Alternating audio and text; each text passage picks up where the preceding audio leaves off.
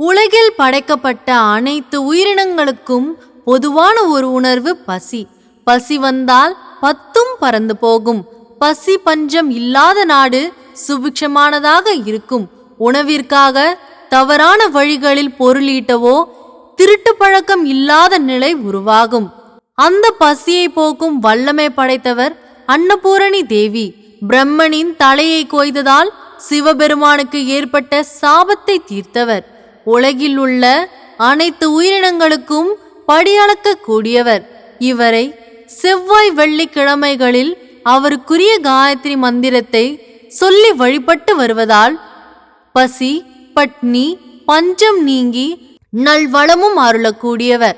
தினமும் உணவு சமைக்க தொடங்குவதற்கு முன் இந்த மந்திரத்தை 3 முறை உச்சரிப்பதனால் உணவுக்கு பஞ்சம் இருக்காது.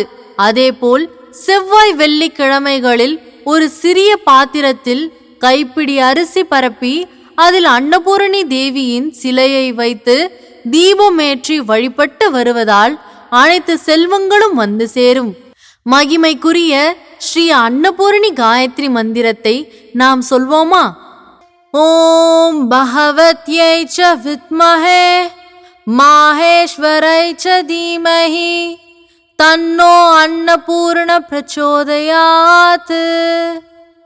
ஓம் பகவத்யை ச வித்மஹே மாஹேஸ்வரை ச தீமஹி தன்னோ அன்னபூர்ண பிரச்சோதயாத்.